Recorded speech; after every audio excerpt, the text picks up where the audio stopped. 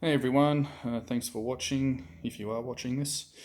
I thought I'd do a gear rundown video today, and this one is on my 300 WSM, which was put together in late 2020 by Matt Peroz at LRP Solutions in Sydney. Matt's a well-accomplished F-class shooter and a well-accomplished gunsmith for that matter as well, and does fantastic work. So super happy with how this rifle turned out. And yeah, this rifle has also featured on Accurate Shooter website as their gun of the week. So when it was first built, I put a couple of photos on there, and the new sort of rifles sticky thread that they've got, and was fortunate enough that the site owner reached out to me and asked me if I'd like to have the rifle featured.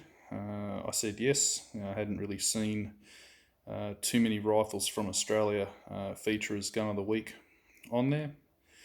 So yeah, there has been a story sort of done on this, and anyway, I just sort of might take you through it in a little more detail today. Might sort of start up front. This rifle is fitted with a barrel tuner. It is an Ezel tuner, which works quite well. I don't have any complaints about it. Well, actually, I have one.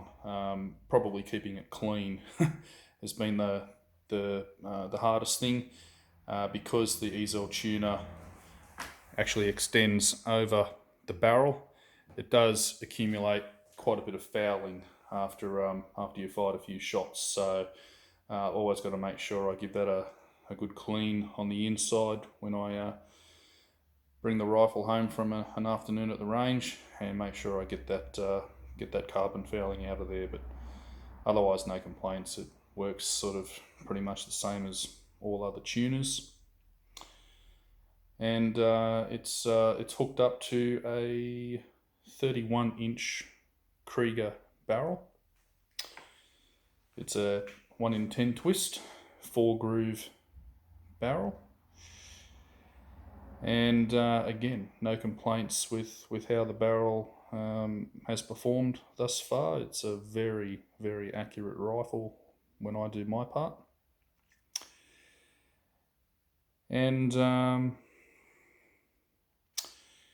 yeah, I mean, I'm not really one to prefer one barrel brand over another. I'll pretty much sort of take whatever I can get my hands on, provided it comes from a reputable, well-established barrel maker. So yeah, Krieger, Brux, Bartlands, Madco's, Mullerworks, IBI's. I've owned and used all of those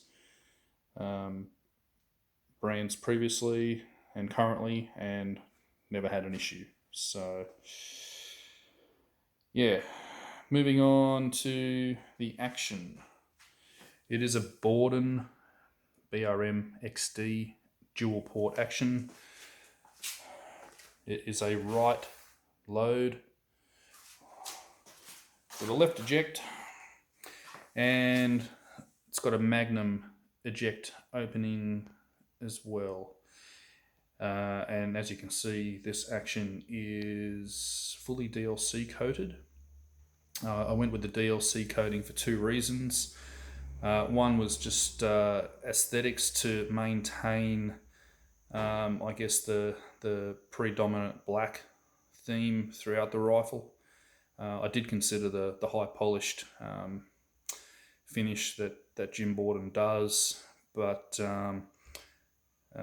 the DLC coating, I guess, also provides a certain level of protection for the action overall as well. So that was the other reason. Super happy with the action. Really, really slick, really, really smooth. It's made it up to a Trigger Tech Diamond trigger, and one thing I'm really happy with the Borden actions is the trigger timing that comes on these when they leave Borden accuracy. So yeah, that's the action. It's got a 20 MOA rail fitted up to it, and I've got a March High Master 10 to 60 by 56 scope sitting on top. This one's brand new. I just sighted it in yesterday at 50 meters on one of the other videos I just uploaded. MTR5 reticle, non-illuminated, tactical turrets. I won't go through all the specs on the March scope. They're out there on the various sort of websites that sell March throughout the world. But lovely scope, lovely glass, lovely optics. Just a real pleasure to get behind it. And the scope is sitting in a set of March Gen 3 34mm rings, which again, I really like the look of them. They're nice and clean, and look, aside from that, look, they serve their intended purpose. Very easy to install, no issues there, and just sort of caps the scope off nicely, I feel. And moving on to the stock now, as you can see, this is a Macmillan Kestros ZR. Definitely at the pointy end of what is out there in the F-class world, particularly the F-open world. This stock is, a purpose-built F-open stock. I first saw the Kestros ZR, it would have been maybe late 2019 at my local range. My gunsmith Matt brought a couple of them up for a customer that was actually interstate. So yeah, I actually got to get behind the ZR before I decided to take the plunge and order one myself. And no regrets since sort of doing so. I felt comfortable behind the stock pretty well straight away. And probably the biggest dilemma I had was what sort of colour scheme to go for, because as you know with Macmillans, there's all sorts of different moulded in colours you can go for. Everything from your solid colours through to your camouflage colours. Through to your sort of swirly marble colours, which is what I've sort of done here, predominantly black with a little bit of red and a little bit of grey thrown in for good measure. So this stock, the ZR, is probably the longest stock out there at the moment for an F-open setup. It definitely the longest stock I've gotten behind, and if anyone out there is considering purchasing one, if you're, I guess, short in stature, consider buying an extension handle for your front coaxial rest. You may very well need it if you don't have long arms, because there is a decent amount of reach required to stay behind the gun and be comfortable using your coax. I bought an extension for my Seb Mini when I had that rest. I've since moved that rest on a few months ago, and I'm now using a Rodzilla T-Rex. And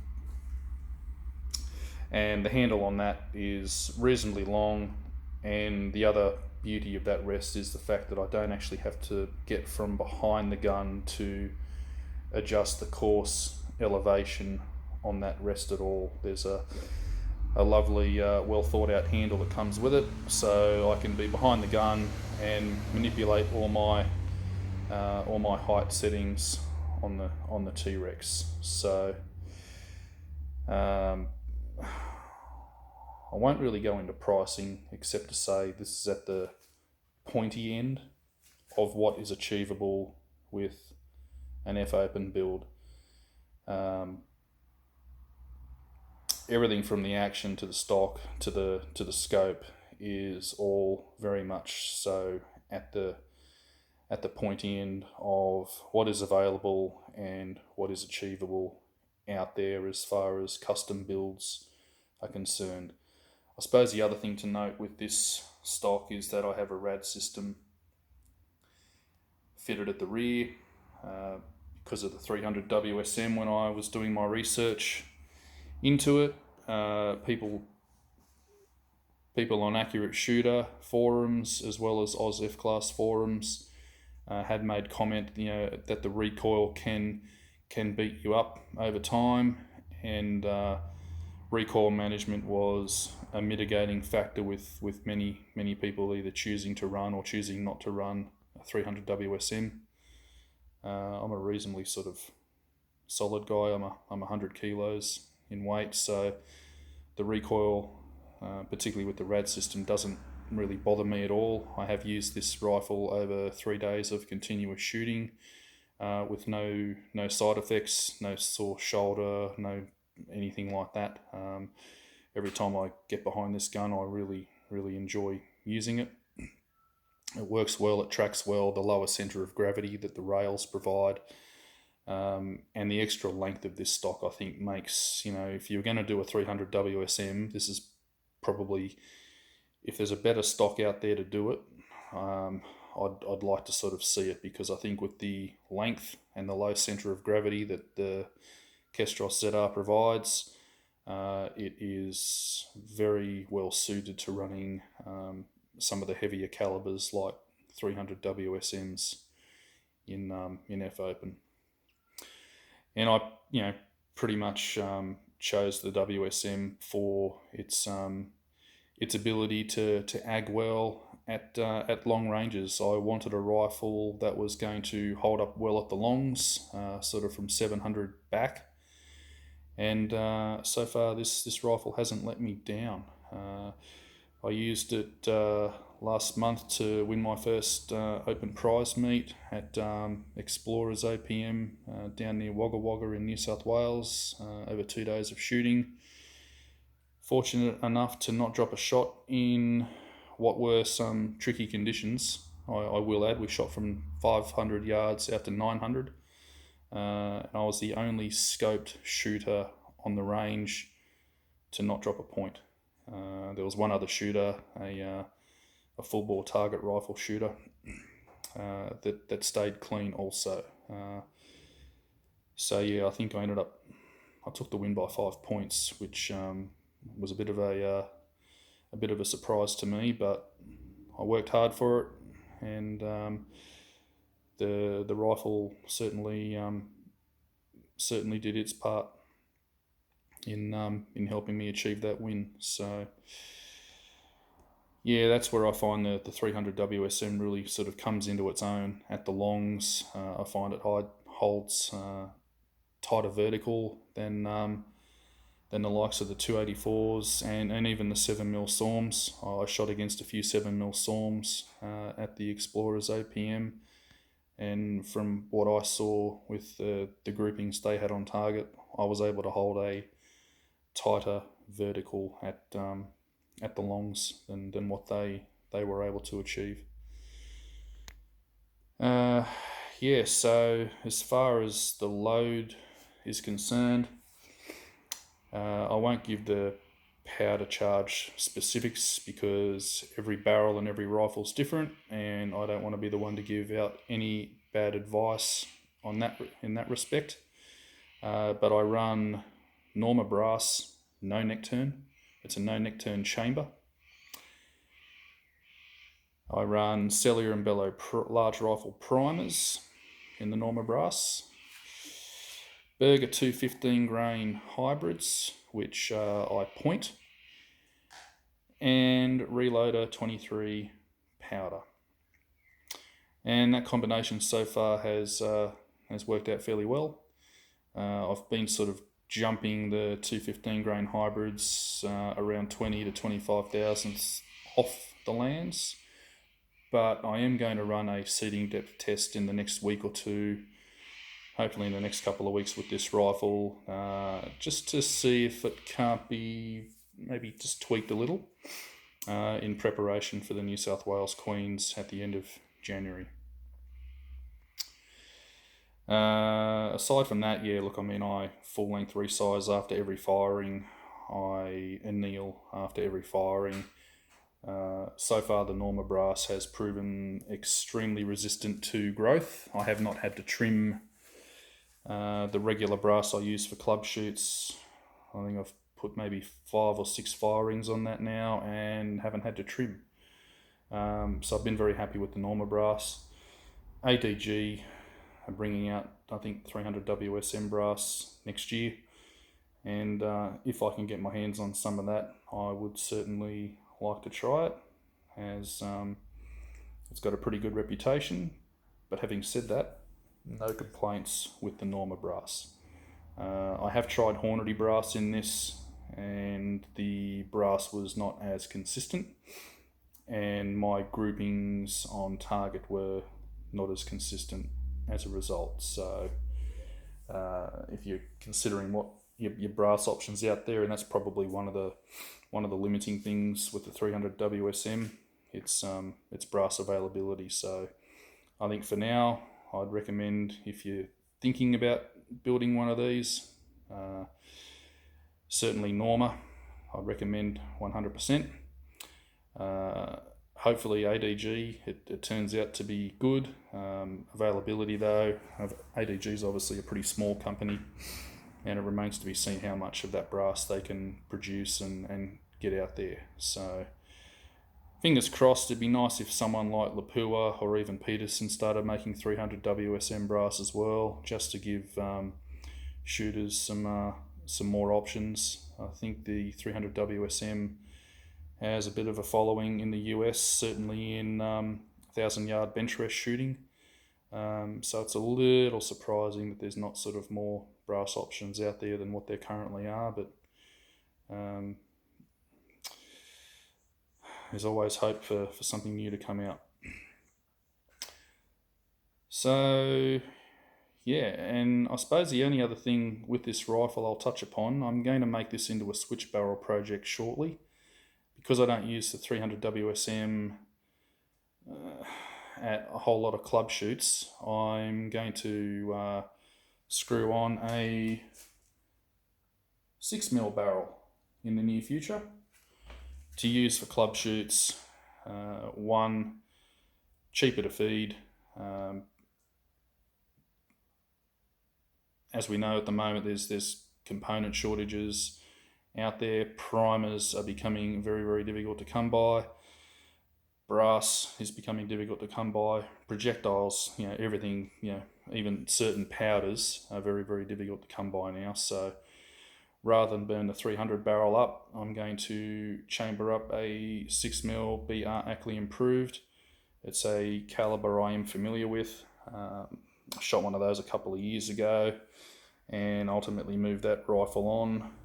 But super fun little cartridge to shoot, very easy to tune, ultra accurate, particularly in calm conditions. And that's something I'm going to give a run at my sort of local club shoots into 2022 and beyond. I've got a decent supply of Reloader 15 powder, which works really well, and that's the more immediate plans for this particular setup. And I'll screw the 300 barrel back on for probably some of the open price shoots where it's probably worth my while to take the additional horsepower on offer. But I'll wrap that one up here. If you've got any questions, please post them on the page, and otherwise, thanks for watching.